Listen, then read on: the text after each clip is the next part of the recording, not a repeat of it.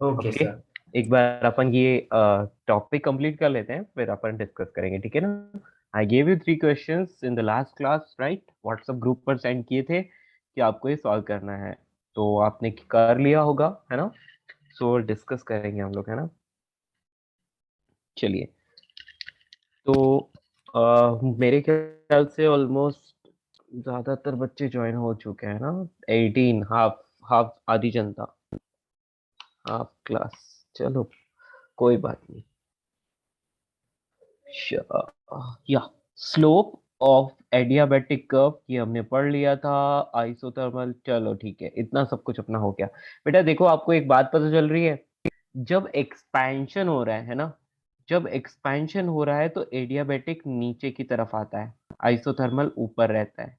लेकिन जब कंप्रेशन होता है ना, तो एडियाबेटिक ऊपर आ जाता है और आइसोथर्मल नीचे चला जाता है। समझ में आया? ओके दोस्तों, क्या आप इस बात को हजम कर पा रहे हैं? ठीक है, तो आपको इस चीज को याद रखना है। या तो बेसिकली आपको एक बात समझ में आ रहा है कि जब भी एक्सपेंशन हो रहा है, नीचे एडियाबेटिक है, मतलब एरिया अंडर द कर्व की बात करें, तो हम बोलेंगे कि ड्यूरिंग एक्सपेंशन, जब कभी भी एक्सपेंशन हो रहा है तो क्या होगा? Work done in isothermal process will be greater than work done in adiabatic process। तो समझ में आया? और इसी की जगह यदि कंप्रेशन हो रहा है तो जस्ट ऑपोजिट। एक्चुअली कंप्रेशन में भी ऐसा ही होता है, इससे कोई दिक्कत वाली बात नहीं है, लेकिन मैग्नीट्यूड की बात करें तो वो ऑपोजिट होगा, ठीक है। मतलब आप एक बात याद रखो कि हमेशा आइसोथर्मल में वर्क ज्यादा होता है, एडियाबेटिक में वर्क कम होता है, ठीक है। अभी कंप्रेशन में क्या होता है, वर्क नेगेटिव हो जाता है ना, तो इसलिए फिर वो थोड़ा सा अलग है। Are you getting? बच्चों समझ पा रहे हो? ठीक है, यस सर। गुड। तो ये नोट कर लो, आज की येलो वाली लाइन आज की फर्स्ट लाइन है, ठीक है ना। आज की क्लास में हमने जो सबसे फर्स्ट लाइन लिखी है वो ये येलो वाली लाइन है, दैट्स इट। तो बेटा आप लोगों को ये कर्व याद रखना है, ठीक है। ये इंपॉर्टेंट कर्व है, क्वेश्चंस आते रहते हैं और आप कर पाने चाहिए, ठीक है ना। या तो आपको सीपी, सीवी और गामा, इनका रिलेशन पता चल गया, मैंने आपको बता दिया था लास्ट क्लास, है ना, बता दिया था ना। ठीक है, yes, no, say something. Sir मतलब क्या सी यस इज बेटा इक्वल टू सी बोलिए। V plus R one one minus gamma है क्या सर? वो बाकी है, उसकी बात हम बाद में करेंगे, हम सिर्फ ओके सर। सीपी, सीवी और गामा का रिलेशन की बात कर रहे थे, वो मैंने लिखवा दिया था, gamma is equal to CP upon CV, है ना। और एफ की यस टर्म्स सर। में, यानी कि डिग्री ऑफ फ्रीडम की टर्म्स में वो हो चुका था। Okay, good. इतना सब कुछ होने के बाद अब हम लिखते हैं नेक्स्ट। टामा करके लिखिएगा बेटा, एक इंपॉर्टेंट पॉइंट लिखवा रहा हूं, ठीक है, याद रखना। बेटा मैंने आपको एक बात बताई थी कि जब भी प्रोसेस स्लो हो तो वो आइसोथर्मल होती है, लेकिन प्रोसेस यदि वेरी फास्ट है, सडन है, तो वो एडियाबेटिक होगी। ओके, समझ पा रहे हो? If the process, if the process, sorry, if the process is very slow,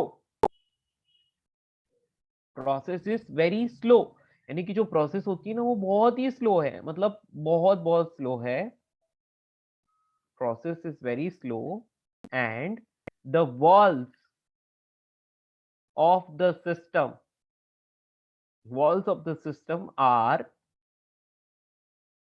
conducting, या तो वो कंडक्टिंग है या फिर थोड़ी बहुत कंडक्टिंग है, तो कंडक्टिंग और पार्शियली कंडक्टिंग बोल सकते हैं हम लोग, है ना। पार्शियली कंडक्टिंग, कंडक्टिंग, देन तब क्या होगा? तब the process, the process is considered, बेटा बहुत इंपॉर्टेंट पॉइंट है ना, considered as isothermal process, isothermal process. अब ऐसा क्यों? बेटा होता क्या है कि जो सिस्टम है ना उसकी वॉल्स जो है बेटा, सिस्टम की वॉल्स जो है वो कंडक्टिंग है, और आपने बहुत धीरे धीरे गैस को कंप्रेस या एक्सपैंड कर रहे हो, तो ऐसे में जो भी हीट की रिक्वायरमेंट होती है तो वो सराउंडिंग से मिल जाती है ना। तो ऐसे में क्या होगा बेटा कि यदि हीट रिलीज करनी है तो भी सराउंडिंग में जो वॉल्स हैं वो कंडक्टिंग या पार्शियली कंडक्टिंग है, तो सराउंडिंग में क्या कर देते, हीट रिलीज कर देते, यदि अब्सॉर्ब करनी होती तो अब्सॉर्ब कर लेते, और अपना टेम्परेचर जो है वो सराउंडिंग के बराबर बैलेंस करके रखते हैं। समझ में आया? तो ऐसे में जो गैस है उसका टेम्परेचर सराउंडिंग के बराबर ही बैलेंस रहेगा, because the system get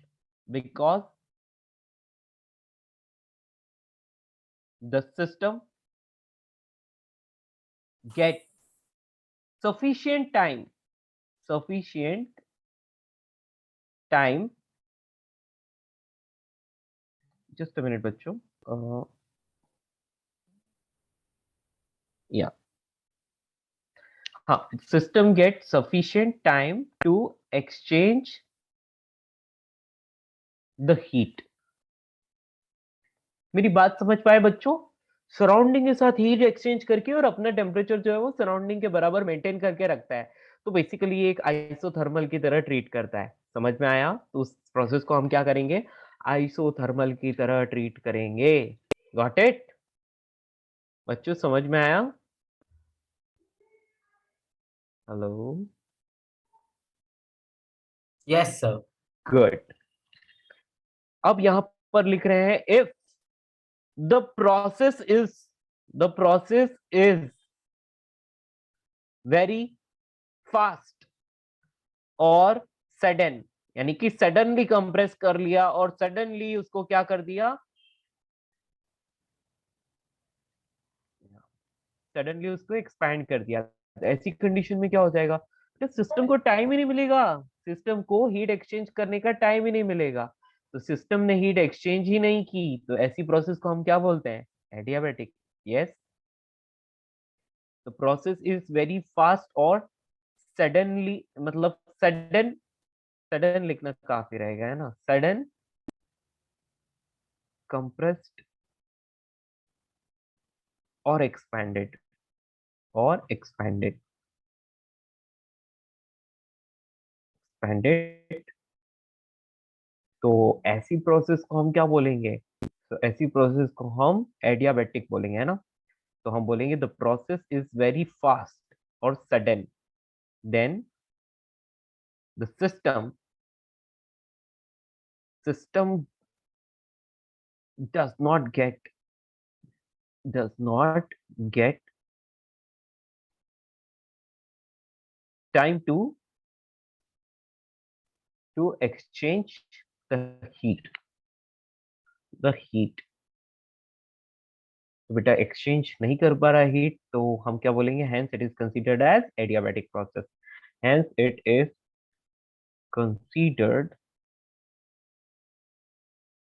as adiabatic process. ठीक है बेटा, ये बहुत इंपॉर्टेंट पॉइंट है दोनों, है ना। क्यों इंपॉर्टेंट है, क्योंकि बेटा क्वेश्चन में कई बार क्या, एक इंसुलेटिंग वॉल या इंसुलेटिंग वॉल या ऐसा कुछ वर्ड आपको नहीं दिखाई देगा, आपको सिर्फ ये बोला होगा कि in a container there is this much gas, या इतने मोल्स गैस है और कंटेनर का वॉल्यूम इतना है, ठीक है, और उसका इनिशियल टेम्परेचर इतना है।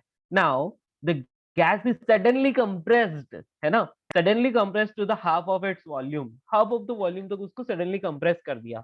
फिर आपको पूछेंगे कि what is the final temperature and pressure, तो ऐसे में क्या करते हैं हम लोग गड़बड़ कर देते हैं, हम लोग उसको कोई और प्रोसेस कंसीडर कर लेते हैं और सब गड़बड़ हो जाता है। लेकिन यहाँ पर एक बात याद रखना, सिस्टम की वॉल चाहे पार्शियली कंडक्टिंग है या कंडक्टिंग है, लेकिन प्रोसेस बहुत ही सडन है, बहुत ही फास्ट है, तो बेटा इतना टाइम ही नहीं मिल पाता गैस को या सिस्टम को कि वो सराउंडिंग से या किसी से हीट एक्सचेंज कर पाए, तो ऐसे में वो एडियाबैटिक की तरह ही क्या करती है, वर्क करती है, एडियाबैटिक की तरह ही ट्रीट करती है। क्लियर?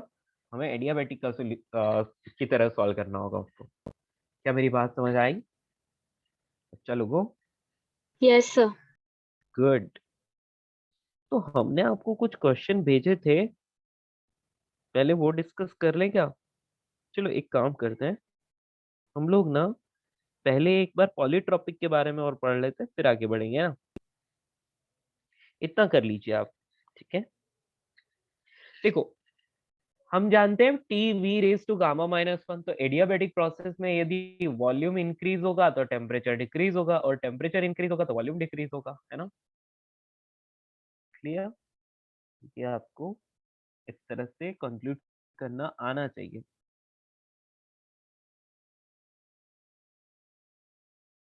फिर हम आगे बढ़ेंगे।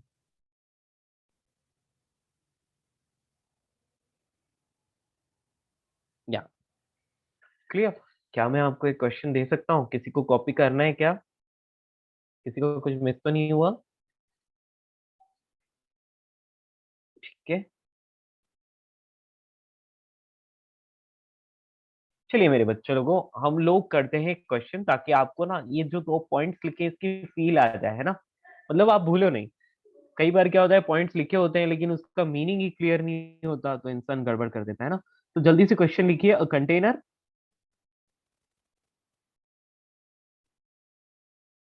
बेटा मैंने ये क्वेश्चन तो नहीं सेंड किया था आपको? A container having slightly conducting wall, ये सेंड तो नहीं किया था? Slightly conducting, No, sir. No ना? गुड। या तो a container having slightly conducting wall contains air, उसके अंदर एयर है, ठीक है? Contains air, okay. The initial temperature and the volume, the initial temperature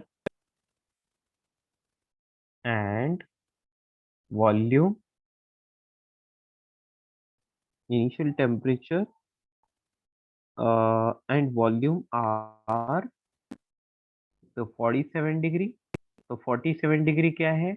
initial temperature है, ठीक है ना? और हम बोल सकते हैं कि सराउंडिंग की इक्वल टेम्परेचर है, ठीक है? तो ब्रैकेट में लिख लेते हैं हिंट के लिए, equal to surrounding, equal to surrounding, ताकि मतलब गर्मी का मौसम है, समझ लो समर टाइम, या इक्वल टू सराउंडिंग, ठीक है? यानी कि 47 डिग्री सेल्सियस। एंड वॉल्यूम कितना लिखा था? 400 ना? नहीं लिखा ही नहीं, अब लिखना है। या volume is 400 centimetre cube respectively. या अब देखिए, आपको यहाँ पर आइडेंटिफाई करना है और फिर सॉल्व करना है। तो चलिए क्वेश्चन लिखते हैं। Find the rise, find the rise in the temperature, find the rise in the temperature if the gas is compressed to, gas is compressed to 200 centimetre cube, ठीक है? अब इसके दो केसेस बना दिए। First, in a short time, short time, okay. और इसका second case है इन अ लॉन्ग टाइम, मतलब एक तो क्विकली कर दिया और दूसरा स्लोली किया, ठीक है? इन अ लॉन्ग टाइम। और आपको सॉल्व करने के लिए हिंट दिया है कि जहां कहीं पे भी गामा को यूज करना पड़े, है ना, गामा को यूज करना पड़े तो 1.4 यूज करने का, और जहां कहीं पे भी आपको 2 रेज टू यदि 0.4 दिख जाए तो वहां पर आपको 1.3 लिखना है, ठीक है? This is the hint given to solve the question. चलिए, तो ये दो पार्ट्स हो गए इस क्वेश्चन के, एंड जल्दी से इसको सॉल्व करके दिखाइए, ठीक है?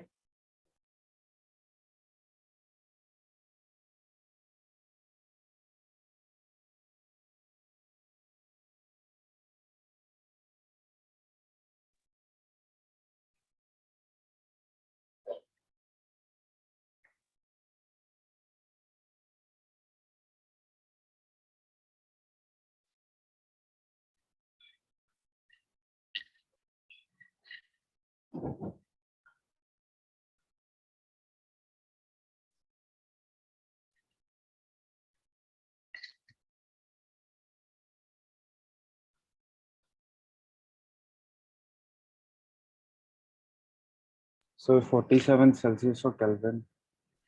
बेटा अभी जो दिया है मैंने डिग्री सेल्सियस में दिया है, ठीक है? 47 डिग्री सेल्सियस, ठीक है?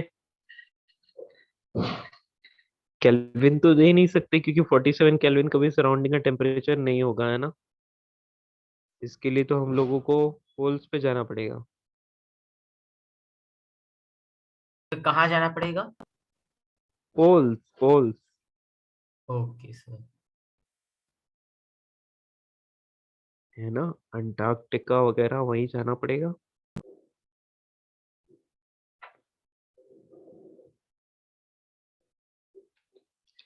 हमारा ये डिग्री सेल्सियस में ना, अपने को सिर्फ चेंज इन टेम्परेचर बताना है बस, और कुछ नहीं।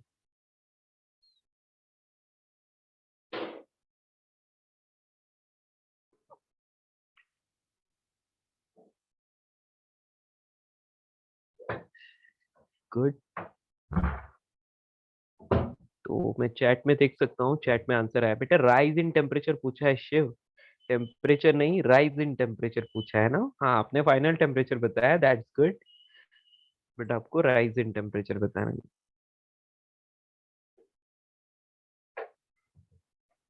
वेरी गुड, बिल्कुल सही आंसर है आपका। सर आप एक बार ऊपर जा सकते हैं?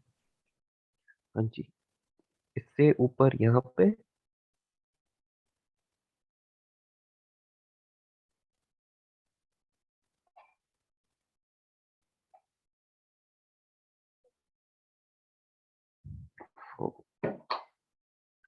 ओके,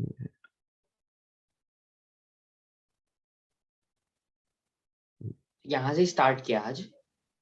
हाँ बेटा, इससे ऊपर ज्यादा कुछ नहीं था, सिर्फ एक छोटा सा ठीक कुछ है लिखा सर, होगा। 1 सेकंड सर।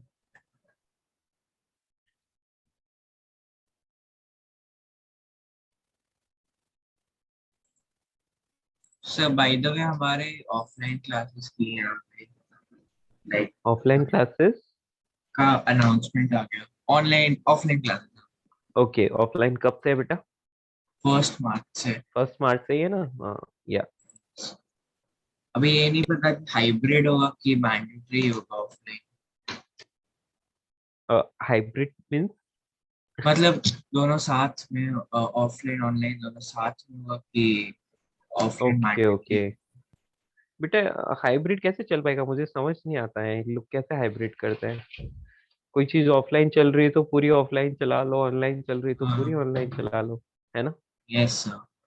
हाँ, कोई वही पर्टिकुलर सब्जेक्ट जो है जिसको ऑनलाइन पढ़ाया जा सकता है अच्छे से, बच्चों को ऑनलाइन में ही ज्यादा अच्छे से समझ आ रहा है, तो कोशिश की जा सकती है कि उसको ऑनलाइन पढ़ाए, लेकिन नहीं सर, वैसा मुझे नहीं एक लगता। लेक्चर ऑनलाइन एक ऑफलाइन तो मजा ही नहीं आएगा, गड़बड़ हो जाएगी। Yes sir, yes. हम्म,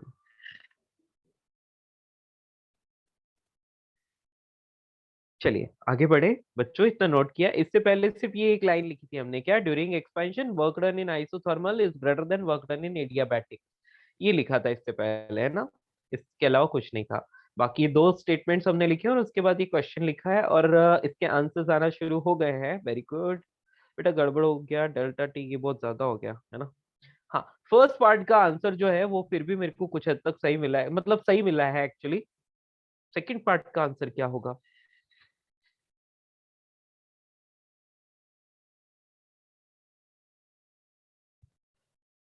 बच्चों, सॉल्व कर रहे हो या मैं सॉल्व करूं?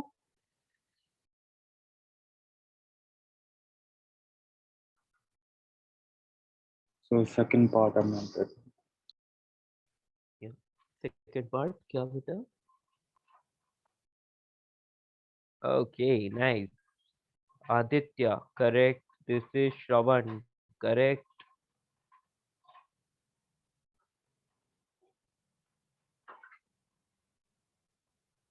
चलिए बच्चों, तो सॉल्व करते हैं इसको, है ना।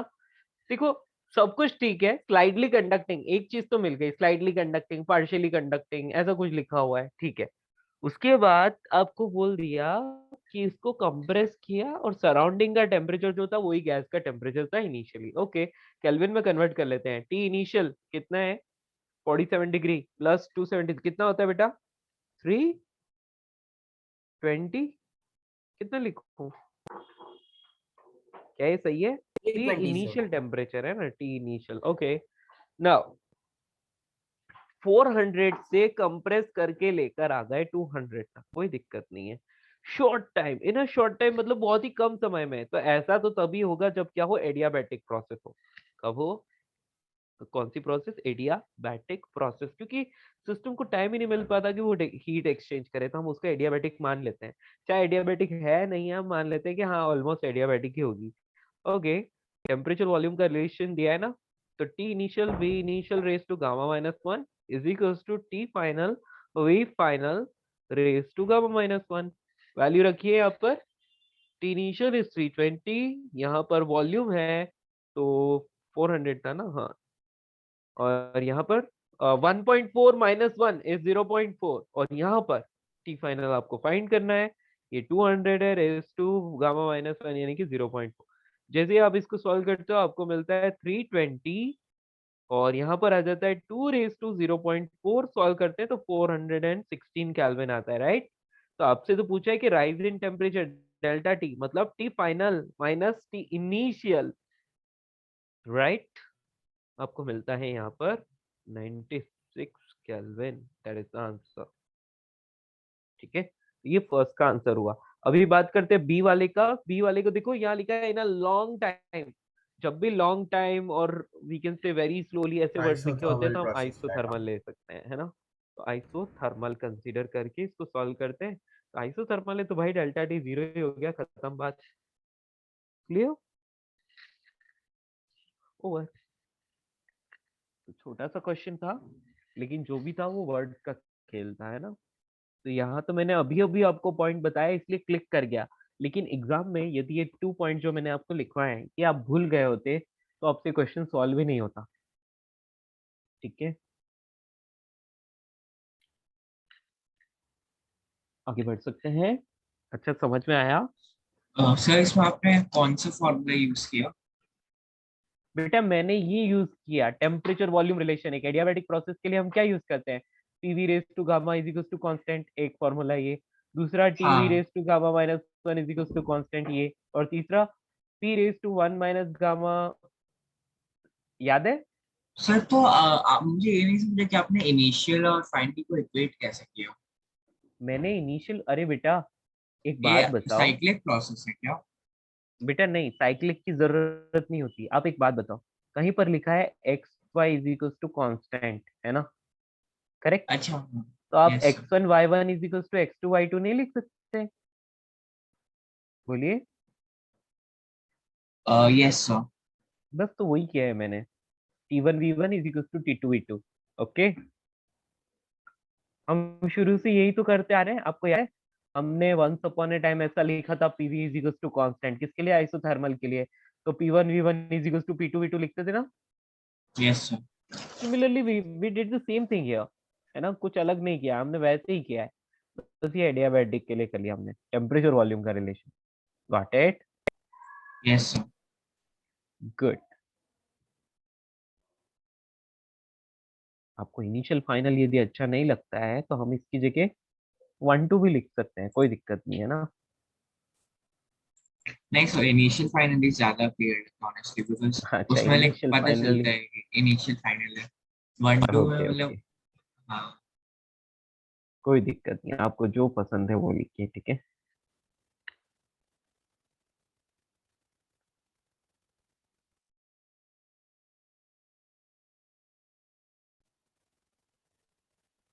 या आई होप आपका अच्छे से क्लियर हुआ होगा ये, राइट?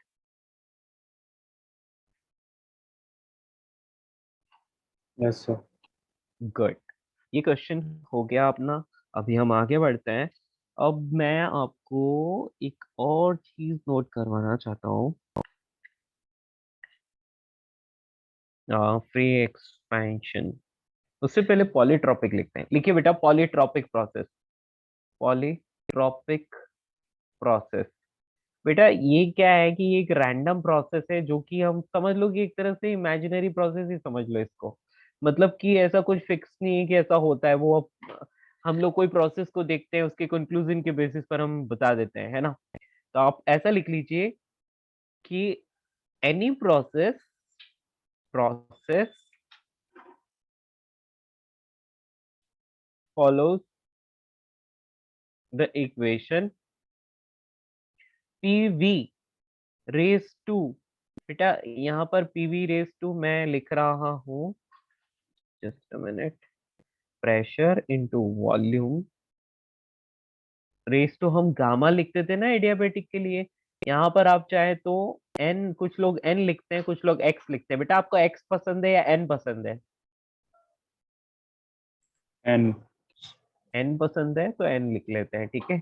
बट एन से लोग मोल मोल समझ लेते हैं, इसलिए मैं एक्स लिख लेता हूँ, ठीक है ना। समझ में आ रहा है? मैंने एक्स लिख लिया क्योंकि एन फॉर मोल समझ लेते तो गड़बड़ हो जाती है ना। मैं नहीं चाहता कि आप इन एन को मोल समझो, इसलिए मैं यहाँ पर एक्स लिख लेता हूँ। तो PV raise to X is equals to constant is called polytropic process. Sir हमेशा हाँ हम v पे ही पावर क्यों लगाते हैं? बेटा ऐसा कुछ नहीं है, हम लोग बस इसको बोलते हैं कि वॉल्यूम का फंक्शन, मतलब वॉल्यूम के चेंज होने के साथ, ऐसा जरूरी नहीं है कि वी पर लगाते हैं। ऐसा भी हो सकता है ना कि पी पर भी लग रही हो, वी पर भी लग रही हो, लेकिन क्या है कि मुझे चाहिए कि कोई एक तो ऐसी चीज हो जिसके ऊपर पावर 1 रहे। तो जैसे कि मान लो कि इसके ऊपर 2 है, वी के ऊपर 3 है, इज इक्वल्स टू कांस्टेंट ऐसा दे रखा है। तो मैं जानबूझ के क्या करूंगा, इस पूरे का स्क्वायर रूट कर लूंगा, तो P V raise to 3/2 is equals to constant ऐसा मिल जाएगा मुझे। समझ में आया? यस ऐसा क्यों करते हैं? क्योंकि एक चीज की, कोई भी एक क्वांटिटी की पावर सिंगल रहेगी ना, तो अपने लिए सॉल्व करना आसान रहता है। Okay, yes sir.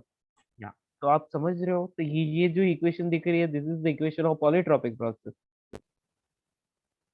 तो पॉलीट्रॉपिक प्रोसेस, ठीक है। अब ये एक रैंडम प्रोसेस होती, लाइक आप समझ लो कि ऐसी कोई प्री प्लान्ड आइसोथर्मल वगैरह इनके जैसी नहीं, ये अलग ही है, हाइपोथेटिकल समझ लो आप, बस आपके मन से कुछ भी, है ना। तो इसमें क्या, P for here, here P for pressure, V for volume, and X is equals to constant power, constant power of volume, ठीक है। वॉल्यूम की पावर है ये, और ये कांस्टेंट होती है, कुछ भी कांस्टेंट चीज, लाइक 1/2 -1/2, 1 नहीं, 1 होगी तो आइसोथर्मल बन जाएगा, तो 1 नहीं, ठीक है ना। ओके, इसके अलावा कुछ भी चलेगा। चलिए इतना आपको जीरो। समझ में।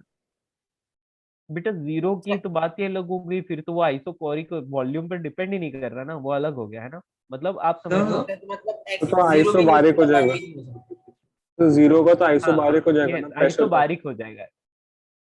सर इस प्रोसेस में होता क्या है? बेटा इसमें है ना, एक रैंडम रिलेशन दे दिया आपको, ठीक है ना, ऐसी कोई प्रोसेस होती नहीं है, बस ये आपको जबरदस्ती से दे दिया है, सिर्फ आपका माइंड टेस्ट करने के लिए, ठीक है ना। Yes sir. अभी बात समझ। तो बस ये एक इमेजिनरी प्रोसेस है, इसमें होता कुछ नहीं, बस ये इस इक्वेशन को फॉलो करती है। Got it? या तो we can say PV raise to X is equals to constant. तो हम और क्या रिलेशन लिख सकते हैं, जैसे अभी थोड़ी देर पहले लिखा था, yes, T V raise to x-1 is equals to constant, ठीक है। इसी तरह से और क्या लिख सकते हो आप, यस। सर अगर p v raise to x constant है तो p और v दोनों कांस्टेंट, तो वो जरूरी है ना? क्या क्या क्या, फिर से बोलो बेटा। सो अगर p v raise to x constant है तो p हाँ, और v दोनों कांस्टेंट है, ये भी जरूरी है ना? नहीं बिल्कुल नहीं, p वेरिएबल और v वेरिएबल दोनों के दोनों वेरिएबल है। यदि इनमें से कोई भी एक भी कांस्टेंट हो गया तो दूसरे को कांस्टेंट होना पड़ेगा, ठीक है। सिंपल ना। p यदि 2 टाइम्स हो गया तो वॉल्यूम उसके हिसाब से डिक्रीज हो जाना चाहिए, है ना। आई यू अच्छा गेट इट? यस। या यस तो उसी फैक्टर से वो डिक्रीज हो जाएगा, ठीक है। अब वेट वेट वेट, मैंने यहाँ गामा डाल दिया, एक्चुअली पूरा एडियाबैटिक की तरह ही सॉल्व करते, पूरा वही चीज है, लेकिन ये एडियाबैटिक नहीं है, बस एक रैंडमली हमने कुछ इमेजिन कर लिया है कि हाँ एक्स ऐसी कोई चीज है, ठीक है। सर, तो जैसे गामा को हम लोग cp बाई cv लिखते थे, इसको क्या हाँ लिखेंगे?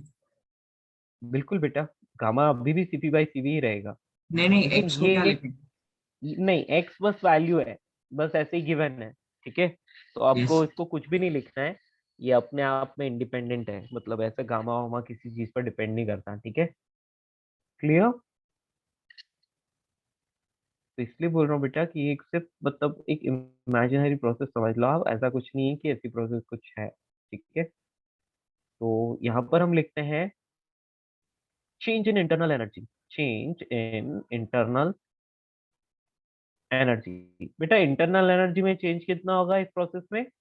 तो delta U is equal to F by two N R delta D, यानी कि N C V delta T, कोई चेंज नहीं, वो की वही जो हम सारी प्रोसेस में लिख रहे थे वही फॉर्मूला हम इसके लिए भी यूज करेंगे। Don't use different formula for this, okay. Next sir ये आपने वो दो दूसरे फॉर्मूला क्या दिए हैं, वो टी और वी और टी का? क्या बेटा? सर वो पीटी और बीटी का फॉर्मूला क्या दिया? बेटा वो मैंने कन्वर्ट किया, जैसे हमने एडियाबैटिक अच्छा। प्रोसेस में, आपको याद है मैंने कैसे चेंज किया था? P V raise to X is equal to constant, adiabatic में कैसे किया था? मैंने यस पी सर, की यस। जगह एनआरटी लिख दिया। तो यदि मैं यहाँ पर N R T upon V लिख लूं और यहाँ वी रेज टू एक्स लिख लूं, दैट इज कांस्टेंट, इसको सॉल्व करो तो एन आर टी, ठीक है, और यहाँ पर आ जाएगा V raise to X minus one is equal to constant, right. तो वैसे एनआर तो कांस्टेंट ही है, तो मैं बोल सकता हूँ कि T V raise to X minus one is equal to constant. Can I say yes yes? Sir, understand. बस वैसे ही ये वाला भी है, तो हो गया।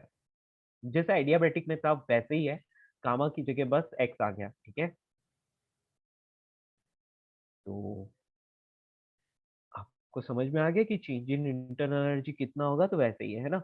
अभी work done by gas, work done by the gas, gas कितना वर्क कर रही है या सिस्टम कितना वर्क कर रहा है, तो हमें तो एक ही डेफिनेशन पता है, इंटीग्रेशन ऑफ PdV। पीवी, है ना। अब मैं यहाँ पर क्या कर सकता हूँ, उसमें तो हमने लिख लिया था कि क्यू जीरो था, क्यू जीरो था तो delta U is equal to minus, लेकिन यहाँ पर ऐसा कुछ नहीं है, यहाँ पर So हमें v डिराइव raised to करना x पड़ेगा। multiply और divide कर सकते हैं and then या pv raised to x yes बेटा, निकाल सकते हैं। बिल्कुल बेटा, तो यहाँ पर अपने को थोड़ा सा दिमाग से काम लेना पड़ेगा। p को v की टर्म्स में कन्वर्ट करो, है ना। हम जानते हैं कि pv raise to x is equal to constant होता है ना। तो मैं यहाँ Yes, पर लिख सकता हूँ बेटा, ये c जो मैं लिख रहा हूँ ना, इस c को आप मोलर हीट कैपेसिटी ऐसा कुछ मत कंसीडर कर लेना, दिस c फॉर कांस्टेंट है, ठीक है। तो ये c मैंने यहाँ लिख दिया, और नीचे क्या मैं यहाँ पर v रेज टू x ऐसा लिख सकता हूँ? किसी को कोई प्रॉब्लम? सर तो बोलो प्रेशर जी। चेंज नहीं हो रहा है क्या? बेटा प्रेशर चेंज हो रहा है, देखो प्रेशर भी चेंज हो रहा है, वॉल्यूम भी चेंज हो रहा है ना। हाँ तो मैंने क्या कर हाँ। दिया, प्रेशर को वॉल्यूम की टर्म्स में ही डाल दिया ना। यस। या समझ पाए? वही मैं आपको बोल तो यहाँ पर क्या हो गया P, यहाँ पर क्या आ गया dV। अब मैंने P की जगह क्या डाल दिया बोलो? C upon V raise to x। Clear? समझ पाए? आगे लिखें। अच्छा इसको सॉल्व करूँ तो मैं क्या लिख सकता हूँ? हेलो, सर कांस्टेंट को बाहर निकाल सकते हैं। कांस्टेंट को बाहर निकाल लिया, है ना। सर और मुझे V को ये मैं लिख समझा सकता हूँ, नहीं सर, मतलब आपने P को कांस्टेंट अज्यूम कर लिया क्या? बिकॉज तभी लाइक C by P वो नहीं मैंने कांस्टेंट हो P गया। को कांस्टेंट अज्यूम नहीं किया बेटा, मैंने P को कांस्टेंट अज्यूम नहीं किया। मैंने यहाँ पर सिर्फ एक काम किया है, PV raise to x is equal to constant, ठीक है। हाँ तो क्या मैं यहाँ पर P की value C upon V raise to x नहीं रख सकता? हाँ सर, समझ गया समझ गया। यस। है ना, वही किया है बस मैंने, और कुछ नहीं, ठीक है। वो यहाँ पर रख दिया, तो अब मेरे को ये क्या मिल गया, C को तो मैं बाहर निकाल सकता हूँ और integration of V raise to minus X dv ऐसा लिख सकता हूँ मैं, है ना। तो यदि हम इसको सॉल्व करते हैं तो हम लोगों को मिलता है यहाँ पर C, और इसका इंटीग्रेशन यदि मैं करूँ तो क्या मिलेगा? v raised to 1 minus x upon 1 या minus x। तो मैं यहाँ पर लिख सकता हूँ 1 minus x upon 1 minus x, ऐसा लिख सकता हूँ, right. Yes sir. Okay good. अच्छा बेटा इसको थोड़ा रीअरेंज करते हैं अपन, है ना। अपन इसको थोड़ा सा रीअरेंज करते हैं। ये इंटीग्रेशन अपन ने कर लिया, उसके बाद मैं क्या करता हूँ, यहाँ पर मैं इक्वल साइन लगाता हूँ, और ये C की वैल्यू क्या है वैसे? यहाँ pv पे C raised की to x। Value PV raise to X, फिर से रख लें क्या, PV रेज टू एक्स, है ना। तो ये प्रेशर यस सर। वॉल्यूम की टर्म्स में आपको कुछ ना कुछ यहाँ पे मिल रहा है। सो वो v reduce होके हाँ v raised to 1 हो जाएगा। यस, तो आपको यहाँ पर क्या मिल रहा है, देखिए यहाँ पर जो है ना, इसकी कुछ ना कुछ लिमिट रहेगी, है ना। इनिशियल कंडीशन से फाइनल कंडीशन तक, मतलब P1 V1 से P2 V2 तक, ठीक है ना। तो ये इनिशियल कंडीशन मतलब P1 V1 से P2 V2 तक, ठीक है। तो मतलब वो कंडीशन अपन साथ में ही रख रहे हैं, इनिशियल में भी वैसे ही चलता है यहाँ पर। हाँ, तो आप इसको सॉल्व करते हैं तो बेटा आपको यहाँ पर सिर्फ PV मिल रहा है, नीचे 1 - x मिल रहा है, राइट। सो इसमें कोई प्रॉब्लम? हाँ P2 V2 और P1 V1 लिमिट्स क्यों होगा? वो तो dv है ना, तो v के टर्म्स में होना चाहिए ना रुकिए लिमिट्स। बेटा, रुकिए बेटा, एक्चुअली क्या है, यहाँ पर प्रेशर भी वेरिएबल है, वॉल्यूम भी वेरिएबल है, ठीक है। और जब यहाँ पर इंटीग्रेशन देखो, यहाँ पर P1 V1, यहाँ पर P2 V2, ये इनकी टर्म्स में चल रहा था। जब आप सिर्फ वॉल्यूम की टर्म्स में कर रहे हो तो लिमिट चेंज हो जाएगी, वो सिर्फ वॉल्यूम के टर्म्स में ही रहेगी, है ना। लेकिन क्या है कि आप आगे चलते हो, इंटीग्रेशन कर लिया, अब आपने उसको फिर से प्रेशर के टर्म्स में कन्वर्ट कर लिया, समझ में आया। Yes sir. हाँ, तो बेटा आपने फिर से प्रेशर की टर्म्स में यदि इसको कन्वर्ट कर लिया तो प्रेशर और वॉल्यूम की टर्म्स में रहना चाहिए ना। तो सर अगर P2 V2 one of the access है तो दूसरा एक्सेस कौन सा रहेगा इनके ग्राफ में? बिकॉज बेटा एक्सेस की बात नहीं है, सुनो सुनो सुनो। एक्चुअली हमने सिर्फ क्या किया, हमने मैथ थोड़ी सी लगा ली, कैसे कि हमने इसको पहले सिंगल वेरिएबल में कन्वर्ट कर लिया, ठीक है। तो यस सिर्फ सर। वॉल्यूम वाला एक्सेस, मतलब वॉल्यूम के अबाउट इसको मैंने इंटीग्रेट किया, ठीक है। हाँ। समझ में आया। तो मैंने यस सर। वॉल्यूम के अबाउट इसको जैसे इंटीग्रेट कर दिया तो मुझे ये सब मिल गया। अब मुझे समझ में आ गया कि ये जो सी है, इस सी को भी तो हटाना पड़ेगा ना वापस, करेक्ट। Yes sir. या और यदि मैं इस सी को हटाता हूँ तो सी की वैल्यू तो पीवी रेस टू एक्स होती है, तो वो मैंने वापस रख ली। क्लियर। Yes sir. तो इसका मतलब मुझे प्रेशर वॉल्यूम वाली ही लिमिट यूज करनी पड़ेगी, तो वो मैंने यूज कर लिया यहाँ पर। ओके। समझ गया सर। Yes. वो कॉमा है ना सर? यस, कॉमा है, अच्छा, दोनों के बीच में कॉमा है बेटा, दोनों के बीच में समझ कॉमा गया। है ना। Yes yes. तो ये आपको मिल गया, तो आप वर्क डन लिख सकते हैं क्या, P2 V2 minus P1 V1 upon 1 - x। बेटा ये वही फॉर्मूला है जो आपने एडियाबेटिक में लिखा था, बस x की जगह गामा था वहां पर। सर बेसिकली ये मतलब बिल्कुल पीवी वैसे। ग्राफ ही है। हाँ यस। और वर्क डन बेटा, हम P2 V2 को NR T2 लिख सकते हैं और P1 V1 को NR T1 लिख सकते हैं। तो सिंपल सी बात है, NR delta T upon 1 - x भी इसको लिख सकते हैं, कोई हमें नहीं रोक सकता, ठीक है। समझ पाए। तो आप देख सकते हैं एडियाबेटिक के जो फॉर्मूलाज आए हैं वही फॉर्मूलाज मुझे यहाँ पर भी मिले हैं, कुछ भी अलग नहीं है, बस गामा की जगह एक्स आ गया, ठीक है। तो क्योंकि एडियाबैटिक में PV to the power gamma ही कांस्टेंट रहता है। यस बेटा बिल्कुल। सर तो अच्छा, एरिया एक बैटिक। डाउट है। हाँ अब बेटा बोल। वो लिमिट्स में V2 V1 होना चाहिए ना, क्योंकि हम लोग विद रिस्पेक्ट टू V कर रहे हैं अरे बेटा डिफरेंशिएट। यार, मेरी वही तो बोलना चाह रहा हूँ कब से आपको। आप ना इनकी लिमिट्स को V2 V1 होगा, यहाँ से कर रहे हो तो V1 से V2 तक कर लोगे, ठीक है ना। जैसा सेम रिजल्ट आ रहा है फिर वैसे यहाँ करो। पर भी V1 से V2 तक कर लोगे, लेकिन क्या है कि जब C की वैल्यू रखोगे, है ना, तो उसमें प्रेशर और वॉल्यूम दो दो वेरिएबल्स आ रहे हैं, तो इसलिए मैंने लिमिट चेंज ही नहीं की, उसी लिमिट में चलता रहा मैं। समझ में आया। Yes sir. Yes sir. Sir एक सेकंड कॉपी करने का। हाँ जी बिल्कुल कर सर लीजिए। एक सेकंड स्क्रॉल कर सकते हैं थोड़ा सा? या कहाँ से करना है बेटा, हाँ बस बस ये। Polytropic process. सर इसका ग्राफ भी एनालाइज करना पड़ेगा क्या? क्या बेटा। इसका ग्राफ भी आप बनवाओगे? बेटा इसके ग्राफ को आप डायरेक्टली प्रेडिक्ट नहीं कर सकते, क्योंकि v की पावर क्या है उस पर डिपेंड करेगा। हो सकता है कि v की नेगेटिव पावर हो, है ना। हाँ। v की पावर यदि नेगेटिव हो गई तो फिर सब चेंज हो जाएगा, इसलिए हम इसका कुछ ऐसा ग्राफ नहीं बना रहे। और वो पर्टिकुलर क्वेश्चन पर ही डिपेंड करेगा कि आपको x की वैल्यू क्या दी है, ठीक है। सो v की पावर 1 या 0 के अलावा कुछ भी हो सकती है। हाँ 1 और 0 के अलावा कुछ भी हो सकती है, ठीक है। It can be in fractions also, कोई प्रॉब्लम नहीं है। v raise to also sir 7/5 आपने -3/5 कुछ भी। डेल्टा यू निकालने के लिए डेल्टा टी को सब्स्टिट्यूट क्यों नहीं किया?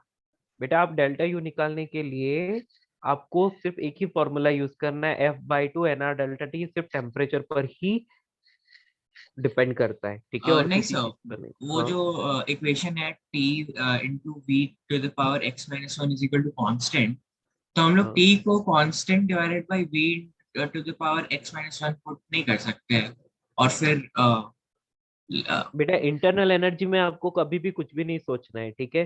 ठीक है सर। इंटरनल एनर्जी आपको याद है, वंस अपॉन ए टाइम हमने केटीजी में पढ़ा था कि इंटरनल यस सर। एनर्जी ऐसे आती है, मतलब ऐसे ही आती है। ओके, तो उसके लिए कोई भी प्रोसेस हो यही करना है, डेल्टा टी जीरो होगा तभी इंटरनल एनर्जी जीरो होगी, else you have to use this formula only, ठीक है। सर लेकिन अगर हमें सिर्फ इनिशियल टेम्परेचर दिया है तो?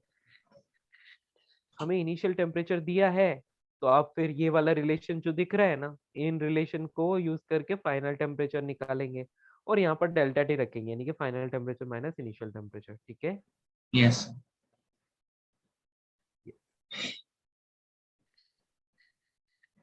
तो नोट इट, ये वाला नोट कर लो। सर, तो आप basically T initial into V initial to the power X minus 1 और T final is equal to T final into V final to the हाँ power yes, X minus yes बिल्कुल वैसे कर सकते हैं आप, है ना, लेकिन वो 1। थोड़ा यस डिफिकल्ट पड़ता है, इसलिए टेम्परेचर वाला ही इजी, है ना, कर सकते हैं वैसे, कोई दिक्कत नहीं है।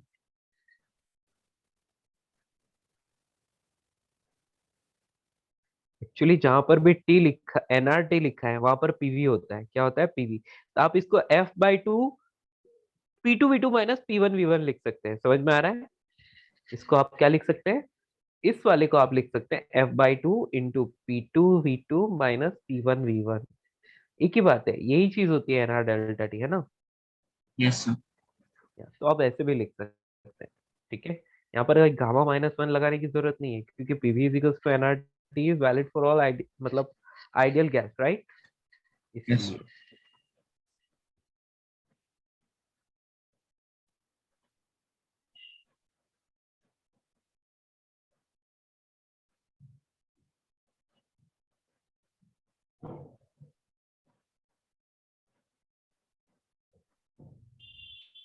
Done, yes 6। Yes sir. सबने नोट कर लिया, ये आगे बढ़ सकते हैं। Yes sir. Yes sir. Note कर लो इसको यहाँ तक। तो बेटा देखो, पूरा एडियाबैटिक जैसे ही है, कुछ अलग नहीं है, सिर्फ यहाँ पर वर्क डन के फॉर्मूला में गामा की जगह एक्स लगाना है बस।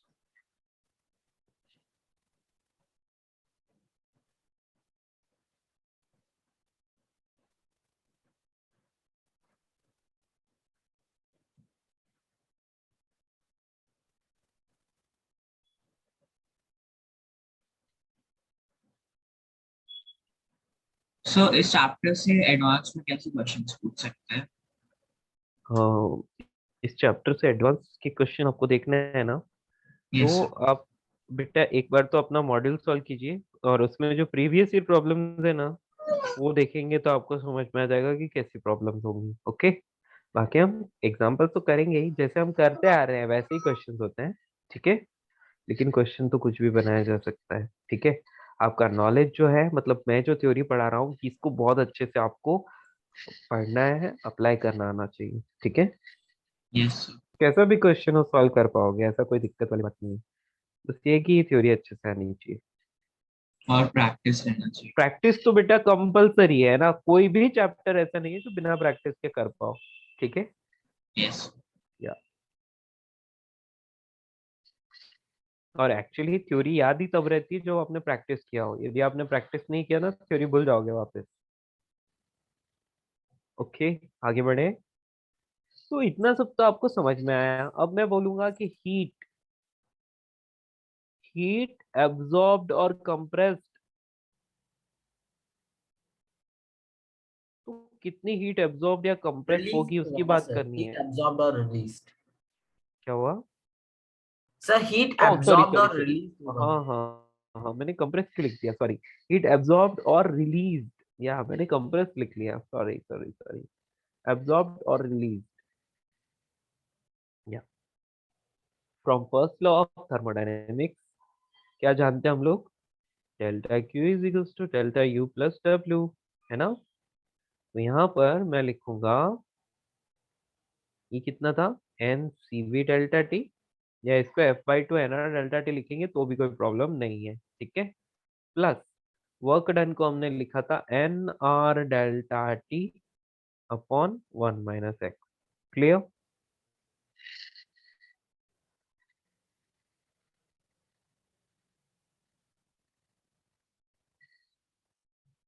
याद रखने की जरूरत नहीं है, जस्ट बेसिक फंडे याद रख लेना, ऑटोमेटिक ही हो जाएगा, ठीक है। सर वो क्यू है कि डेल्टा क्यू है?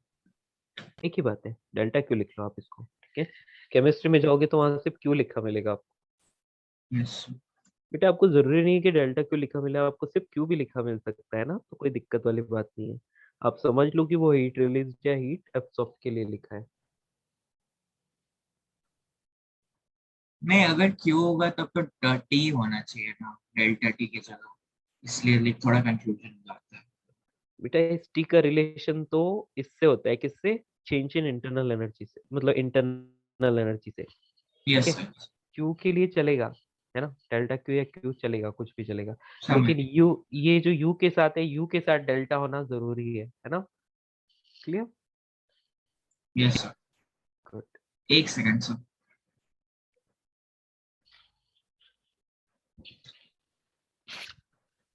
बेटा इसको कोई डब्ल्यू मत समझ जाना, ये मैंने सीवी लिखा है ना, CV.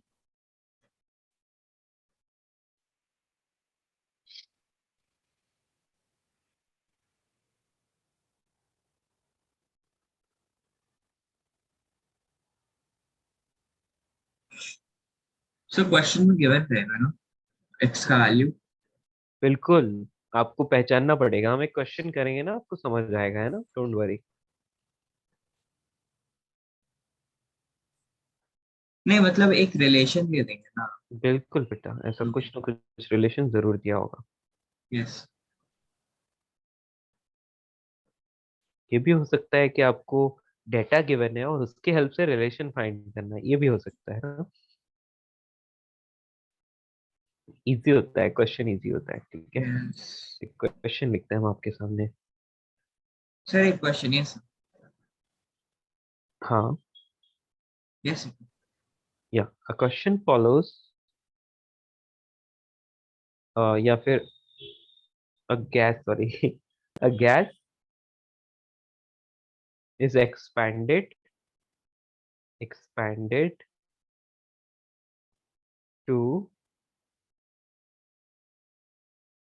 4 times of its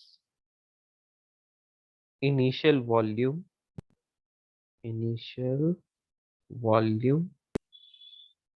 V not, मतलब इसका इनिशियल वॉल्यूम V नॉट था, उसके 4 टाइम्स तक उसको क्या कर दिया, एक्सपैंड कर दिया, following the process, following the process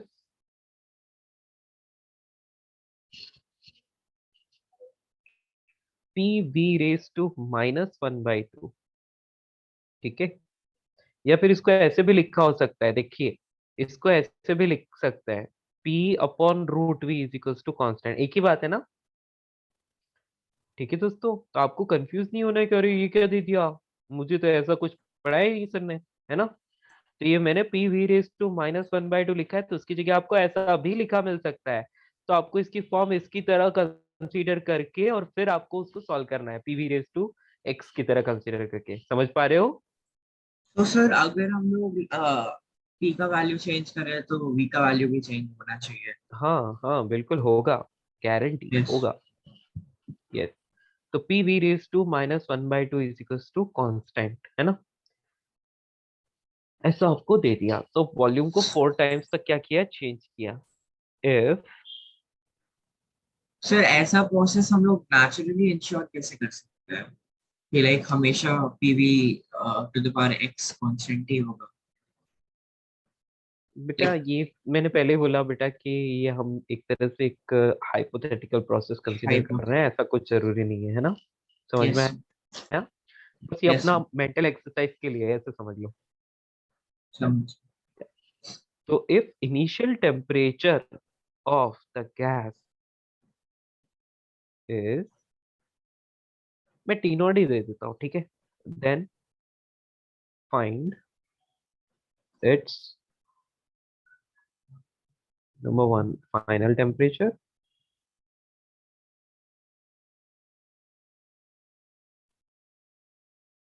और बेटा नंबर ऑफ मोल्स वगैरह ये मैं यहाँ पर लिख लेता हूँ। नंबर ऑफ मोल्स को n मान लेना है ना, स्मॉल n, ठीक है, यदि जरूरत पड़े तो। और ये गैस को आप ले लो, डायटोमिक ले लो, ठीक है, डायटोमिक आइडियल गैस है ये, ठीक है। बेटा जो मैंने क्वेश्चन में गैस लिखा है उसके आगे डायटोमिक ले लो यदि जरूरत पड़े तो, है ना। और यहाँ पर लिखेंगे फाइंड इट्स फाइनल टेम्परेचर, तो हमने लिखा, इसके अलावा हीट, हीट एब्जॉर्ब्ड और रिलीज,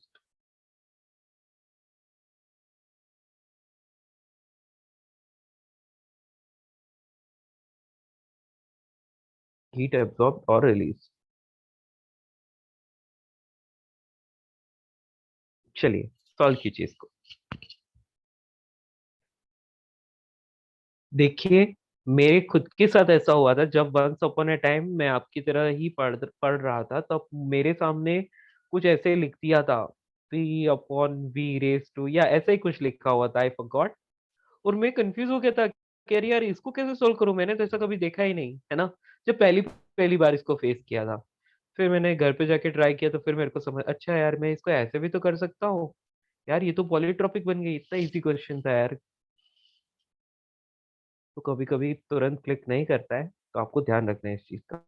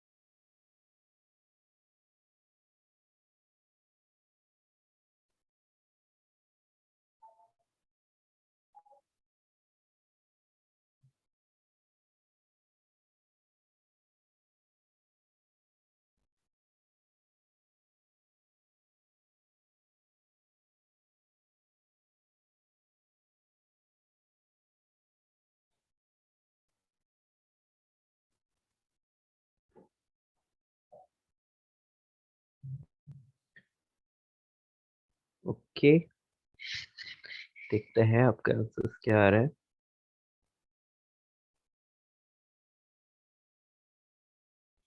ओके गुड, तो फाइनल टेम्परेचर तो आप लोगों का आ रहा है ना।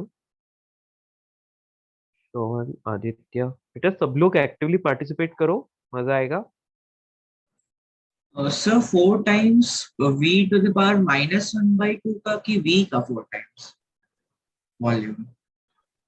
नहीं नहीं, इनिशियल वॉल्यूम का 4 टाइम्स, तो इनिशियल वॉल्यूम वी नॉट मान लो।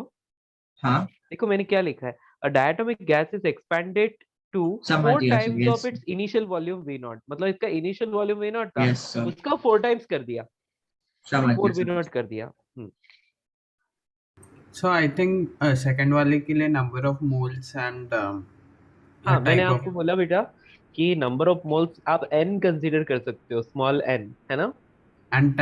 gas. हाँ सर यस, मेंशन कर दीजिए। हाँ ले सकते हो, number of moles is equal to n, ठीक है, इसको आप n ले सकते हो। एक्चुअली मैं वैल्यूज नहीं दे रहा हूँ बिकॉज मैंने कुछ सोचा नहीं है, इस क्वेश्चन को मैंने मन से दिया है। यदि मैं अपने मन से कोई भी वैल्यूज यहाँ रख देता बिना टेस्ट किए, तो हो सकता है कि आंसर बहुत गंदा सा कुछ अजीब सा आता और आप लोग परेशान हो जाते कि सर ये क्या कैलकुलेशन है, क्या दे दिया। इसीलिए मैंने सारा कुछ वेरिएबल में ही दिया है, ठीक है। एग्जाम में आपको डेटा मिल सकता है properly.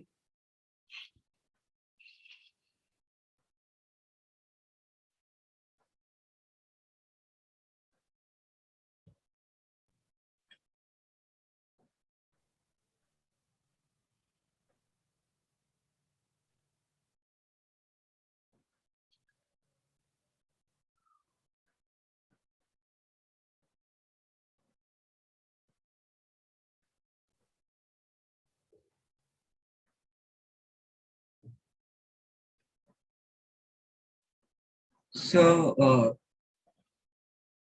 T final is equal to 8 T naught. Okay चलिए सॉल्व करते हैं ना, सफिशिएंट टाइम हमने ले लिया तो हम लोग बोल सकते हैं कि यार P V raise to minus one by two is equals to constant है, और आपको इनिशियल टेम्परेचर टी नॉट दिया है, फाइनल टेम्परेचर पूछा है, तो मैं बिना कुछ ज्यादा सोचे समझे मैं लिख लूंगा टी वी रेज टू, क्या था, T V raise to Minus 3 by 2. X minus one, है ना, ऐसा ही लिखते थे ना, Yes. तो T V raise to X minus one is equals to constant, ये फॉर्मूला मैं फॉलो कर सकता हूँ, और x की वैल्यू इस वाली इक्वेशन से पता चल रही है कि माइनस वन बाई टू है, तो चलो रख लीजिए यहाँ पर, तो T V raise to minus three by two बन जाएगा, ये इज इक्वल्स टू कॉन्स्टेंट, ये अपनी इक्वेशन है, अपना काम तो हो गया, initially T not volume V not raise to minus three by two, finally क्या बन जाएगा, तो ये टी लिख लेते हैं फाइनली, और वॉल्यूम जो है वो 4 टाइम्स ऑफ वी नॉट है, और इसकी power minus three by to, okay, ये वी नॉट तो गया, बच क्या रहा है, सिर्फ और सिर्फ बच रहा है टी नॉट, और यहाँ पर देखिए ये वन बाई टू, तो ये टू बन जाएगा, और टू रेज टू माइनस, यानी कि नीचे की तरफ आपको आ रहा है, क्या आ रहा है बोलो, 8. 1 by two 8. Raise to minus three, है ना, ये आ रहा है, तो इसका मतलब इसको ऊपर लेकर जाओगे तो 8 times of T not, clear होगा, तो ये आप सभी का सही आया है, ठीक है। अब सेकंड पूछा है कि हीट कितनी एब्जॉर्ब हुई, तो हीट एब्जॉर्ब करने के लिए तो अपने पास सीधा फॉर्मूला है, Q इज इक्वल्स टू, हमें डायटोमिक बोला है ना, तो हम डायरेक्टली लिख लेंगे F by two N R delta T plus, यहाँ पर हम लिख लेंगे N R delta T upon one minus X, okay, तो ये डायटोमिक थी इसलिए 5/2 लिखना पड़ेगा, एन आर और डेल्टा टी की वैल्यू जो हो गई वो 7 टी नॉट हो गई, है ना, इनिशियली टी नॉट था, फाइनली 8 टी नॉट है। सर बाकी प्रोसेसेस के लिए आपने उसे लाइक और एक्सपैंड किया था हीट के फॉर्मूले को, लेकिन इसमें क्यों नहीं किया? बेटा किसको एक्सपैंड किया था हीट के फॉर्मूला को बेटा, Like- हम मैंने क्या बोला आपको, आपको उसको पीवी और इनकी फॉर्म में लिख सकते हो, वो अपने को डिसाइड करना है अकॉर्डिंग टू गिवन डेटा, है ना, यस हाँ, मतलब इसको क्यों नहीं किया है इसका कोई रीजन नहीं है, आप कर सकते हैं, ठीक है ना, उसको पीवी की फॉर्म में कन्वर्ट कर सकते हैं, ideal gas equation PV is equals to NRT are valid here, clear, yes yes मैंने तो बस वैसे ही कि एक रैंडम प्रोसेस है, बाकी करने के लिए हम इसको बहुत कुछ कर सकते हैं, है ना, लेकिन इतना करना सफिशिएंट होगा, इसलिए मैंने ज्यादा नहीं किया, ठीक है, 35/2 प्लस इधर कितना बचता है, ऊपर 7 है और नीचे 3/2 है, तो ये 14/3 बचता है नीचे, है ना, N R T not, clear, किसी को कोई प्रॉब्लम, बाकी कैलकुलेशन आप कर ही सकते हैं, ओके, मैंने कुछ गड़बड़ तो Sir, नहीं how की, did you know degree of freedom for this gas? बेटा डायटोमिक लिखा था, देखिए ये पढ़िए क्वेश्चन क्या लिखा है, अ गैस, यहाँ डायटोमिक डाला हुआ है मैंने, है ना, Yes, sir. आंसर क्या है? अब बेटा इसके आगे आपको कैलकुलेशन करनी पड़ेगी, है ना, यस या 105 प्लस 28, ठीक है, 33 हो गया, 133 डिवाइड बाय 6 एनआरटी नॉट, ये आ रहा है, कुछ गलत तो नहीं किया आर मैंने? के टर्म्स में छोड़ सकते हैं ना? हाँ हाँ, आर के टर्म्स में आएगा बेटा, और कोई ऑप्शन ही नहीं है, नहीं आर को मतलब ये वैल्यू नहीं नहीं, अपने को ज्यादा कुछ नहीं करना है ना, कोई मतलब नहीं है, आपको ऐसे कुछ दिया होगा, वो ऑप्शन पर डिपेंड करता है, अपन अपने लिए यही छोड़ देते हैं, मेरा सिर्फ टारगेट था आपको ये फॉर्मूला का एप्लीकेशन सिखाना, इस कॉन्सेप्ट को आपको फील करवाना, और मुझे लगता है कर लिया, calculation is not our aim, है ना, यस यस चलिए, तो आई होप कि आपको अच्छे से समझ आ गया, अब आगे बढ़ सकते हैं हम लोग, है ना, तो ये पॉलीट्रॉपिक प्रोसेस है बेटा, इसका कुछ भी मतलब क्वेश्चन बनाया जा सकता है, तो आपको बस थोड़ा सोच समझ के करना है, ठीक है, everything will depend on your mind, sir आप कैल्शियोमेट्री कब स्टार्ट करोगे? कैलोरीमेट्री बस कैलोरीमेट्री। इसके बाद कैलोरी, हाँ कैलोरीमेट्री इसकी जस्ट बात ही स्टार्ट करेंगे, ठीक है, आपका इस चैप्टर का टेस्ट कब है, कुछ आइडिया? सो मेजर टेस्ट का तो डेट्स आ गया है, लेकिन वो मार्च में। मार्च में, So 13th March, TWT. Yes. Okay okay okay 13 मार्च में 1 महीना बाकी है, चलो तब तक तो ये पूरा खत्म हो जाएगा। So how many lectures left? You can like assume कि एवरी वीक 2 लेक्चर्स होते हैं अपने, है ना? Yes, sir. तो या तो ये अपना थर्मोडायनेमिक्स खत्म हो गया है, इसका सेकंड लॉ करना है जो कि हम सबसे लास्ट में करेंगे, है ना? सेकंड लॉ सबसे लास्ट में करेंगे Sir, क्योंकि और third law? बेटा वो सेकंड लॉ थर्ड लॉ एक ही है ना? समझ रहे हो? मतलब आई मीन टू से कि सेकंड लॉ में हम एंट्रोपी की बात कर लेते हैं, थर्ड लॉ में अपन हीट इंजन वगैरह की बात करते हैं, तो वो एक ही साथ पढ़ाता हूँ मैं, एक ही लेक्चर में पढ़ा दूंगा आपको सबसे लास्ट में। तो एडवांस के लिए वो इम्पोर्टेंट नहीं होता, एडवांस में उससे क्वेश्चन नहीं पूछा जाता, मेन में आता है उससे क्वेश्चन, ठीक है ना? आता एडवांस है। में इस चैप्टर से ज्यादा क्वेश्चंस किससे आते हैं? बेटा ये ये थर्मोडायनेमिक प्रोसेस है, साइक्लिक और इन एडियाबैटिक, इन्हीं सबसे आते हैं, यस है ना? तो यस पर हम लोग किसी चीज को जज नहीं कर सकते, क्वेश्चन कहीं से भी दिया जा सकता है, ठीक है ना? यस चलिए, ये सब लिखने के बाद अब लास्ट लिख लेते हैं फ्री एक्सपेंशन। फ्री सब एक्सपेंशन, सब हेडिंग नहीं, नया हेडिंग, मतलब इस चैप्टर का ही नया हेडिंग है ये, इसी चैप्टर में फ्री एक्सपेंशन। जैसे हमने सारी प्रोसेसेस पढ़ी, तो फ्री एक्सपेंशन भी एक ऐसी प्रोसेस होती है जिसमें गैस फ्रीली एक्सपैंड करती है, ठीक है? तो यदि मैं देखो, मैं एक आइडिया देता हूँ आपको। मेरे पास ये गैस सिलेंडर है और यहाँ पर एक और गैस, एक काम करते हैं, ये गैस सिलेंडर है और ये ना, इसको हमने ऐसे 2 कंपार्टमेंट्स में रखा है, ऐसे।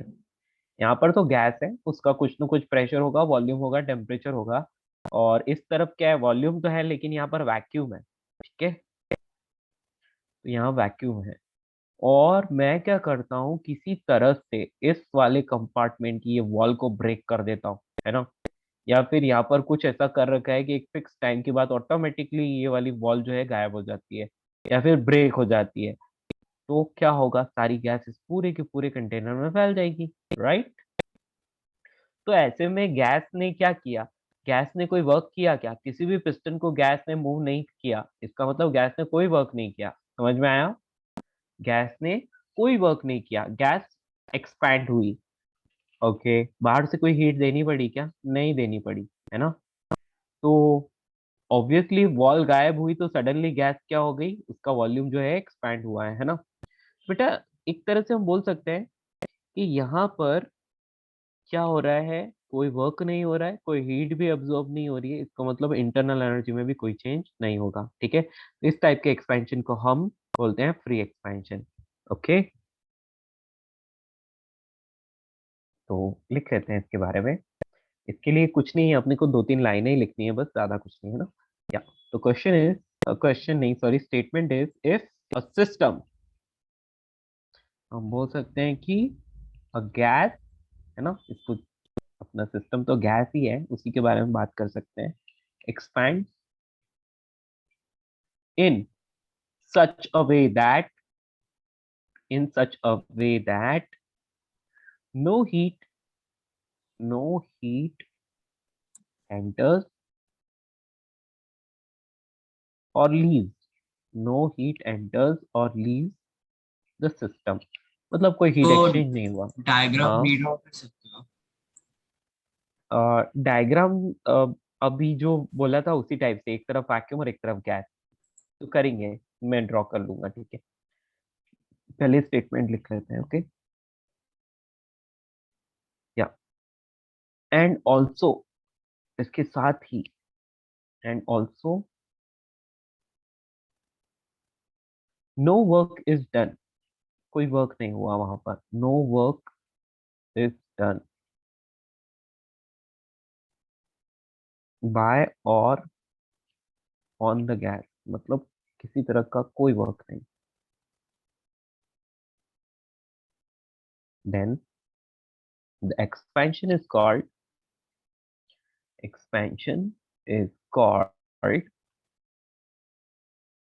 Free expansion, free expansion.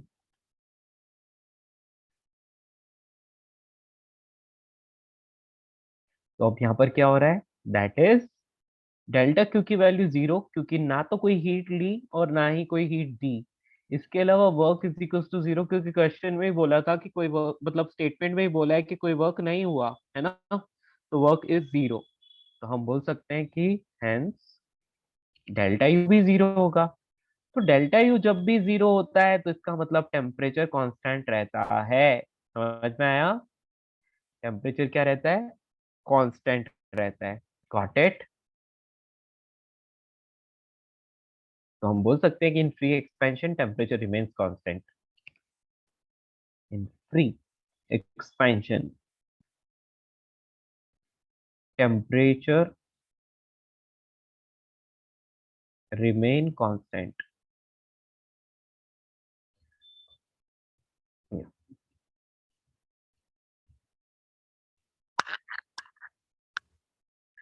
अब यहाँ पर मैं आपको एक डायग्राम बना लेता हूँ।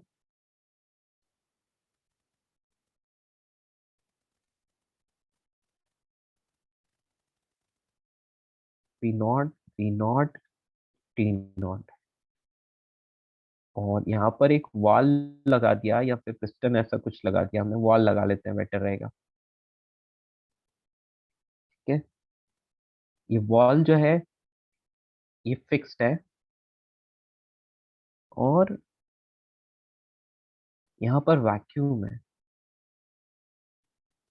तो जब कभी भी गैस इस वैक्यूम वाले, मतलब ये वाल्व आपने ओपन कर दिया, वाल्व ओपन करते ही गैस यहाँ से इस पूरे में चली जाएगी, है ना। तो बेसिकली इधर का भी जो वॉल्यूम होगा वो गैस उसको क्या कर लेगी, उस पूरे में फैल जाएगी। तो हम बोल सकते हैं कि यहाँ पर कोई वर्क नहीं हो रहा है, बस गैस फ्रीली एक्सपैंड कर रही है, और कोई भी वर्क नहीं हो रहा है क्योंकि इसने किसी भी पिस्टन को पुश करके नहीं हटाया, तो कोई वर्क नहीं हुआ। सर ये एक और बार एक्सप्लेन कर सकते हैं? यस बेटा, मेरा कहने का मतलब है कि आपने यहाँ पर क्या किया, एक सिलेंडर लिया जिसमें एक तरफ आपने वैक्यूम रखा है और एक तरफ गैस रखा है, एक तरफ गैस गैस। रखा है, ठीक है। और यहाँ पर बीच में क्या लग रही है, एक वॉल लग रही है। अब इस वॉल में लगाया है मैंने एक वाल्व, है ना, या फिर एक छोटा सा छेद करके रखा हुआ है जिसपे मैंने कुछ लगा दिया, कॉर्क वगैरह लगा दिया, ठीक है। अब मैं क्या करता हूँ, मैं इस कॉर्क को हटा देता हूँ, तो क्या होगी, गैस इस तरफ से निकल के वैक्यूम वाले प्लेस में भी फैलेगी, और पूरी यस तरह सर। से दोनों तरफ क्या कर लेगी, फैल जाएगी अच्छे से, राइट। Yes sir. यहाँ पर ना तो सिस्टम ने कोई हीट दी ना ही कोई हीट ली, ठीक है, मतलब डेल्टा क्यू 0। इसके साथ ही सिस्टम पर कोई वर्क भी नहीं हुआ। Are you getting? Even volume is increasing, volume expand हुआ है, लेकिन कोई वर्क नहीं हुआ। क्यों नहीं हुआ? क्योंकि वर्क तभी होता है जब पॉइंट ऑफ एप्लीकेशन मूव करता है, लेकिन क्या यहाँ पर कोई पॉइंट ऑफ एप्लीकेशन मूव किया है? सर वॉल मूव किया ना? नहीं बेटा, वो तो वाल्व, मतलब उस छेद को ओपन किया है मैंने। Are you getting? Yes sir. उस होल को मैंने क्या कर दिया, ओपन कर दिया है, बट यहाँ पर कोई पिस्टन को मूव नहीं कर रहा है गैस ने, है ना।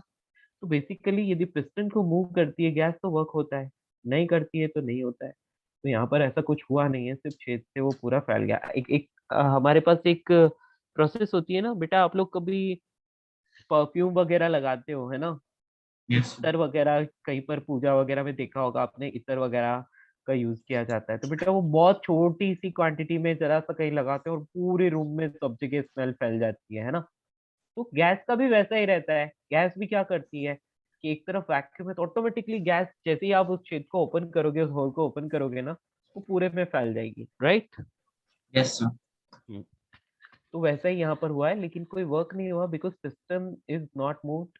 जहां पर वो था वो वहीं पर है, ठीक है, फिक्स्ड पिस्टन है। So no work is done, no heat absorbed, obviously change in internal energy is also absent. So directly we can say कि ऐसे में डेल्टा यू 0 होगा और टेम्परेचर कांस्टेंट होगा। तो फ्री एक्सपेंशन में टेम्परेचर कांस्टेंट रहता है, ये आपको ध्यान रखना है। तो इसलिए आप क्या यूज कर सकते हो, इसलिए आप यूज कर सकते हो P1 V1 is equal to P2 V2, इसको आप यूज कर सकते हो, है ना। इज एप्लीकेबल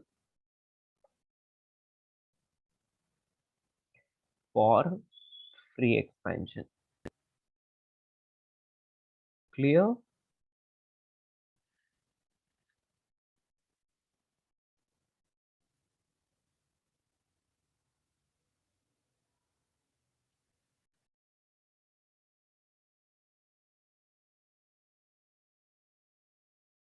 हाँ, यदि यहाँ पर कुछ ऐसा हुआ होता, बेटा ध्यान से देखना, बहुत इंपॉर्टेंट बात कर रहा हूँ। यदि यहाँ पर ये पिस्टन होता और आपने इस पिस्टन को किसी तरह से होल्ड करके रखा हुआ है, इस तरफ गैस है ना, और इस तरफ वैक्यूम है, और आपने इसको होल्ड करके रखा, अब आप सडनली इसको रिलीज कर देते हो, सडनली इसको रिलीज कर देते हो तो क्या होगा, गैस इसको धक्का देके पूरा कोने पे चिपका देगी, राइट? Are you getting? तो वर्क डन होगा सर। हाँ, तब वर्क डन होगा, तब वॉल्यूम डबल हो रहा है, वर्क डन हो रहा है, और एकदम सडन प्रोसेस होगी, ऑब्वियसली सडनली। क्या सर? बेटा मैंने अ, बोला एक तरफ वैक्यूम है, एक तरफ गैस है, एक तरफ गैस, एक तरफ वैक्यूम, और आपने पिस्टन को अभी होल्ड करके रखा हुआ है किसी तरह से, ठीक है? हाँ, और अब आप इसको रिलीज कर देते हो, पिस्टन को रिलीज कर दोगे तो गैस इसको धक्का देके पूरा कोने पे चिपका देगी, राइट? Yes sir. यस। तो ऐसे में गैस पूरे में फैल जाएगी, तो बेटा ये बहुत ही सडन प्रोसेस होगी, क्यों होगी? सर क्योंकि इस तरफ मुझे पूरी समझा तरह से नहीं वैक्यूम कि है। ऊपर वाले में वॉल्यूम कैसे इंक्रीज हुआ, मतलब पिस्टन तो एक जगह फिक्स्ड था ना, सो लाइक बेटा मैंने इसको बीच में ये जो दिख रहा है ना, इसको ओपन कर दिया है ना, बेटा हाँ। यदि मैं इसको ओपन कर लेता हूँ तो यहाँ पर ये सारी गैस यहाँ से इधर नहीं आ जाती, तो गैस इस तरफ भी आ जाएगी और इस तरफ भी आ जाएगी, अब वैक्यूम वैक्यूम थोड़े ही ना रहेगा। नहीं, हमें पूरे कंटेनर की वॉल्यूम थोड़ी देखनी है, वो जहां बेटा तक जहां पिस्टन जहां कवर कर रहा है। गैस, जिस जिस वॉल्यूम में गैस है अच्छा। वो हमें देखना होता है। Initially volume of gas was V naught, finally volume of gas was V naught plus V naught two V naught. Okay, got it? Finally. ये 2v0 समझ आपने पाए? एग्जांपल लिया है? हाँ, मैंने एग्जांपल लिया है, ठीक है। यस, समझ।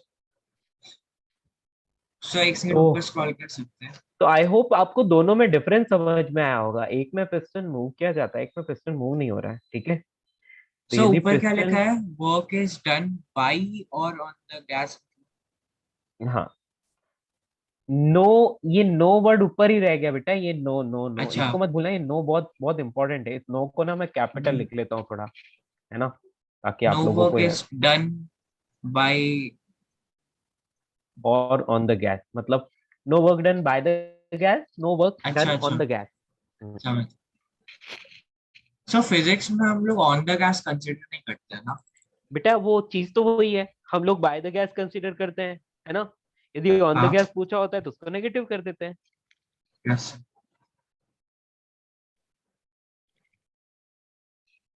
तो हम लोग फिजिक्स में ऑन द गैस को हमेशा कंसीडर करते हैं, और बाय द मतलब यहाँ पर क्या है बेटा, हम लोग सिंपल वे में चलते हैं, अपन ज्यादा सोचते नहीं है।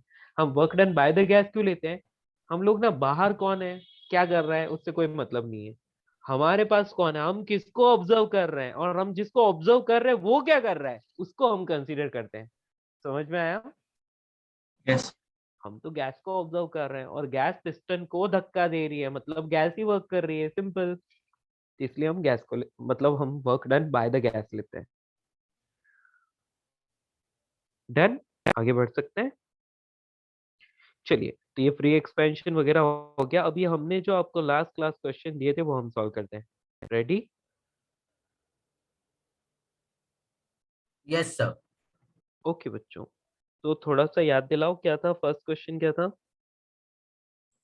सर अच्छे क्वेश्चंस थे क्या? नहीं नहीं, ठीक ठाक थे, सारे क्वेश्चन अच्छे ही होते हैं वैसे, तो कोई दिक्कत नहीं है ना। हाँ, बेटा ये ideal gas initially has pressure, आपने सॉल्व नहीं किया? हेलो? सर मैंने चलो, किया है सर। हाँ नहीं किया तो अभी कर लो, साथ साथ ही कर लेना, कोई दिक्कत नहीं है ना। हाँ जी बेटा, सबसे पहला क्वेश्चन रीड करो, क्या था? थोड़ा सा रीड करो, अभी पता चल जाएगा।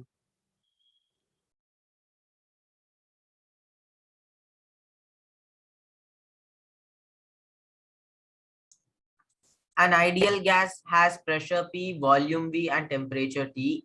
It is isothermally expanded to 4 times of its original volume.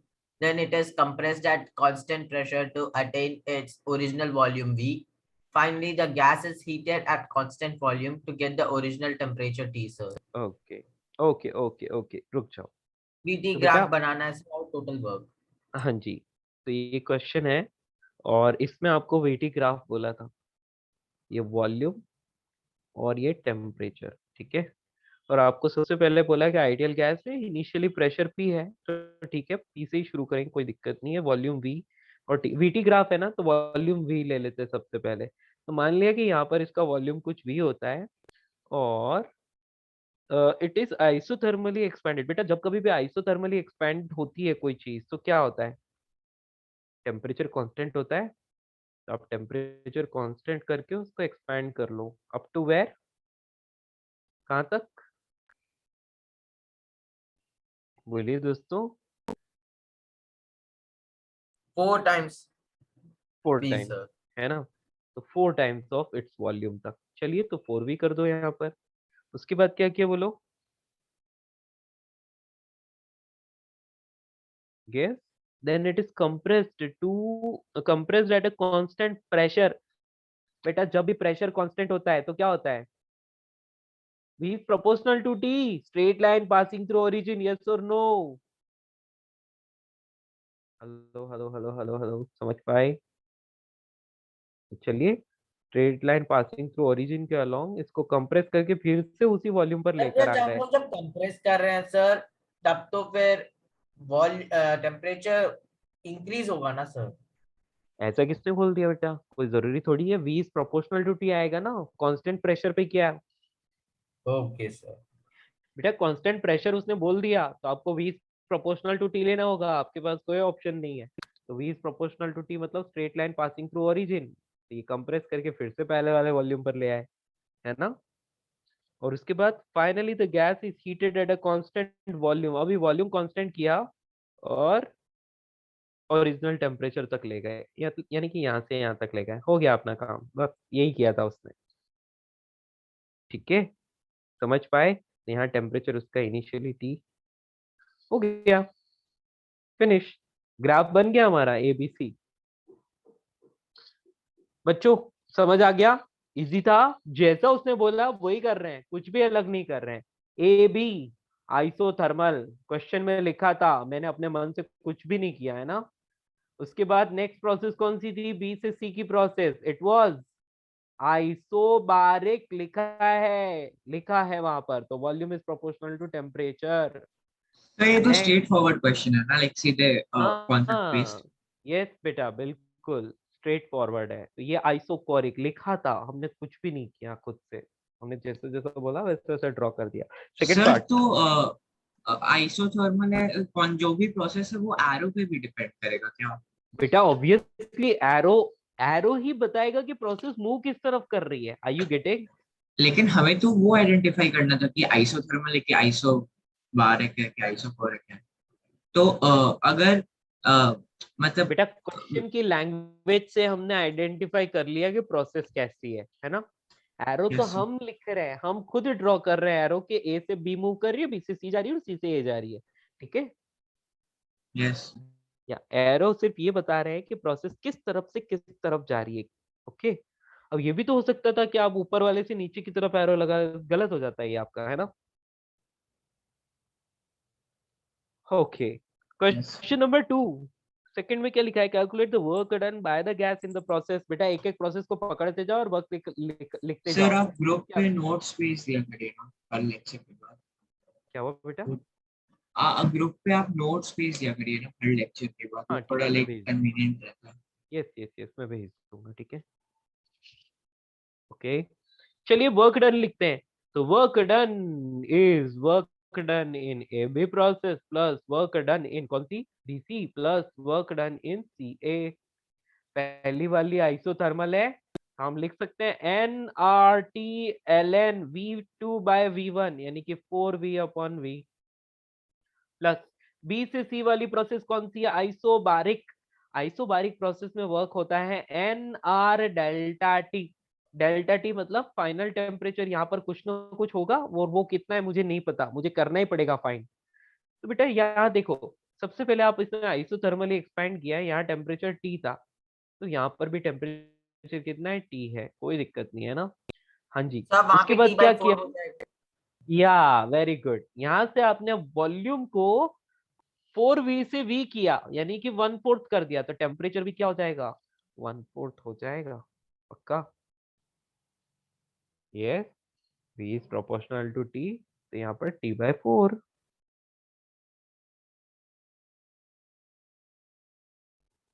Okay, यहाँ पर टेम्परेचर कितना हो गया T/4। तो NR delta T final temperature is T/4 minus initial temperature कितना T। हाँ जी, किसी को कोई प्रॉब्लम यहाँ पर? ठीक है, हम आप आगे इसको कैसे एडिट करना है वो हम करेंगे, उसकी कोई दिक्कत वाली बात नहीं है ना, लेकिन एक बार के लिए हम इसको ऐसे लिख सकते हैं। नेक्स्ट, सी से ए वाली प्रोसेस आइसोकोरिक है, 0 वर्क। ठीक है, यहाँ पर NRTLN4। ओके, LN4 को अपन 2LN2 लिख सकते हैं, उसमें कोई दिक्कत वाली बात नहीं है। और यहाँ पर क्या आ रहा है, माइनस का आ रहा है वर्क, और 3NRT/4 आ गया है ना, ऐसा आ गया। एनआरटी को यदि अपने को क्वेश्चन में ऑप्शंस में पीवी की फॉर्म में आंसर दिया हुआ है लेट्स से, तो आप देखो एक आंसर तो आपके पास ये आ गया एनआरटी, और यहाँ पर 2Ln2 माइनस 3/4 ऐसा लिख सकते हो। यदि आपको आंसर पीवी की फॉर्म में लिखा है तो एनआरटी को आप पीवी लिख सकते हो, कोई दिक्कत नहीं है ना। और यहाँ 2Ln2 माइनस 3/4 आंसर। ओके, समझ पाए बेटा? Ln2 की वैल्यू तो आपको याद ही होगी, Ln2 की वैल्यू होती है 0.693, है ना। तो बेटा इसको वैल्यू को यहाँ रख के आगे सॉल्व किया जा सकता है, और भी प्रिसाइज आंसर आ जाएगा, है ना। इजी था, लगता थोड़ा डिफिकल्ट है शुरू में, लेकिन करने के बाद इजी लगता है ना।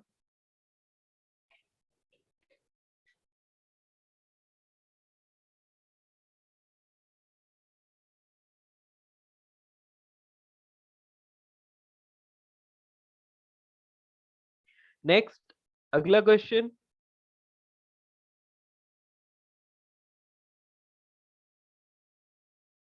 बेटा नेक्स्ट क्वेश्चन क्या था?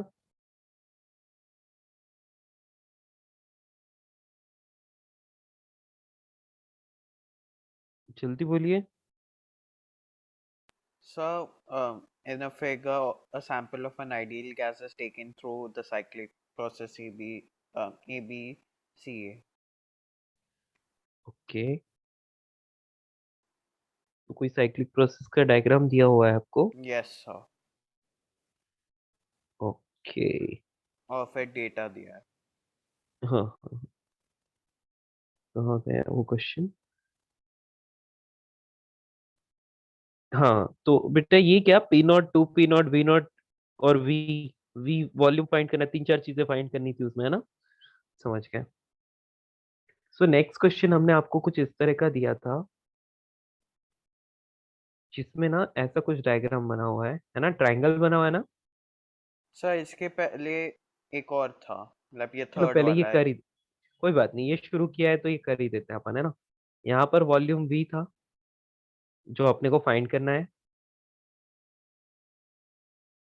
और यहाँ 2P0 और यहाँ पर P0, और ऐसा ऐसा आपको डायग्राम दिया है। चलिए, सबसे पहला वॉल्यूम एट सी कितना होगा? आपको बोल दिया कि यहाँ पर ए पर टेम्परेचर T0 है ना, क्लियर। ये बी और ये सी वाला पॉइंट है, यस। सबसे पहले आपको बोला है वॉल्यूम एट सी, क्या करूं? सी पर वॉल्यूम कैसे मिलेगा मुझे? सिंपल, मेरे पास एक यूनिवर्सल इक्वेशन है, पीवी इजिकल्स टू एनआरटी। तो बेटा P naught V naught equals to NRT naught. Okay, यहाँ से आप देख सकते हो आइसोकोरिक प्रोसेस है, प्रेशर डबल किया तो टेम्परेचर भी डबल हो जाएगा, तो यहाँ पर टेम्परेचर 2T0 होगा। उसके बाद आइसोबारिक प्रोसेस है, आइसोबारिक प्रोसेस में क्या हो रहा है, प्रेशर कांस्टेंट रख के और वॉल्यूम को इंक्रीज किया जा रहा है ना, क्लियर। ठीक है, और लास्ट वाली प्रोसेस जो दिख रही है, एक्चुअली ये कुछ इस तरह से थी लास्ट वाली प्रोसेस, ये straight line passing through origin, कुछ इस टाइप की है ना। तो P is proportional to V। Oh, P is proportional to V, good, very good. ठीक है, तो बच्चों क्या करूं मैं यहाँ पर? अरे यार, in process CA, in CA process क्या लिखेंगे हम? P is proportional to V ना? v raised to the power -1 या constant. वेरी गुड, तो यहाँ 2p0 अपॉन V।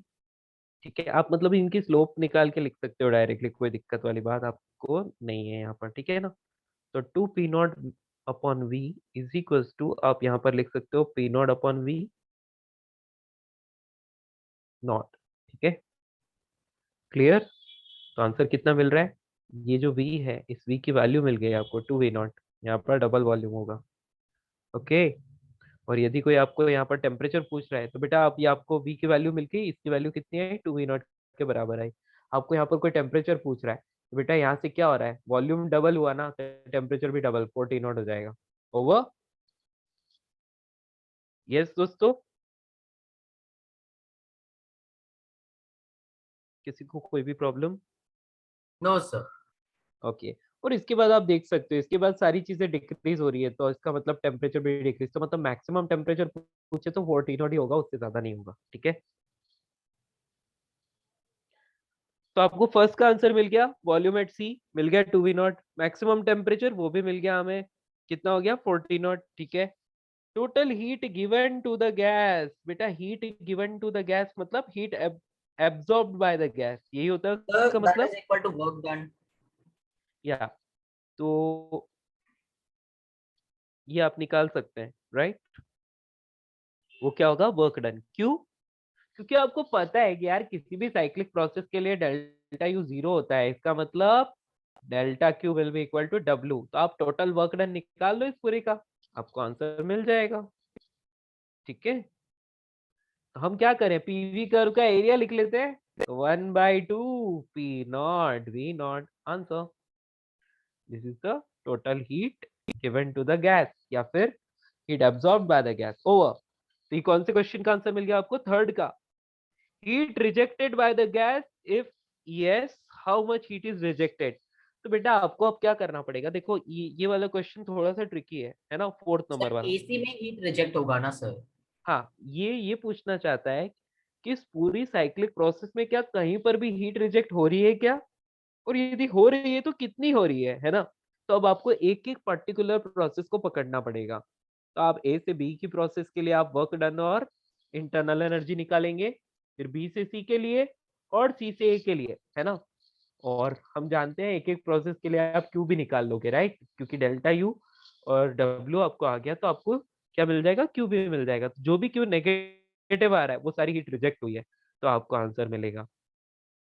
तो ए से बी तो आपको साफ साफ पता चल रहा है कि कोई वर्क नहीं हो रहा है, लेकिन टेम्परेचर डबल हो रहा है, मतलब हीट एब्जॉर्ब हुई। तो ए से बी तो हीट एब्जॉर्ब होगी। बी से सी वॉल्यूम भी इंक्रीज हो रहा है और टेम्परेचर भी डबल हो रहा है, तो फिर से एब्जॉर्ब हुई।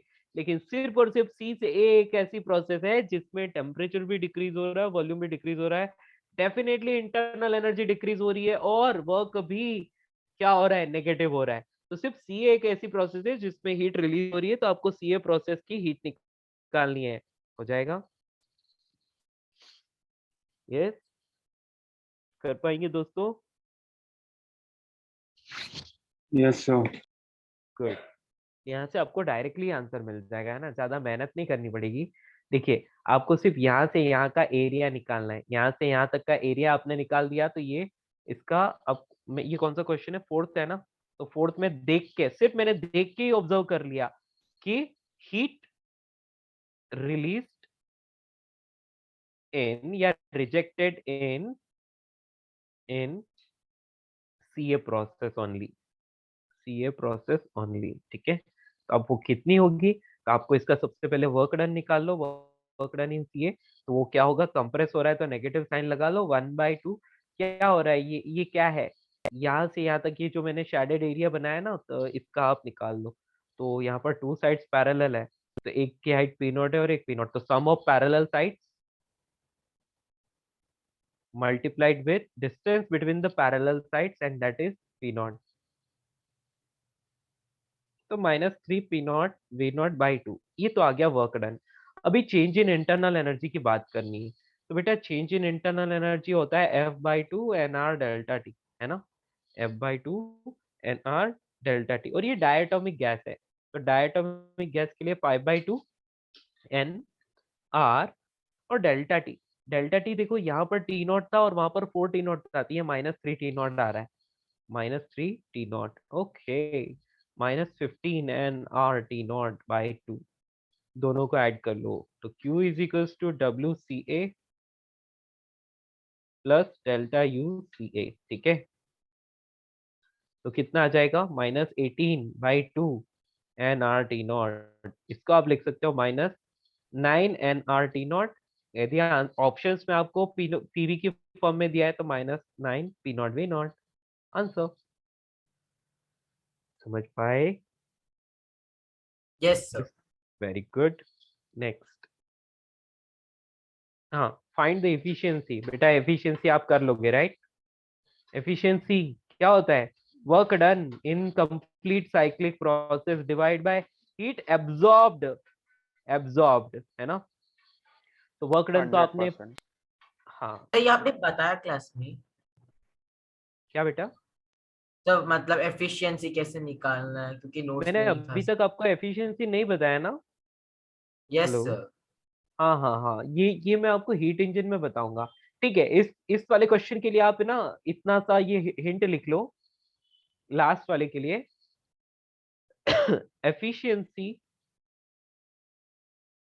efficiency of a cyclic process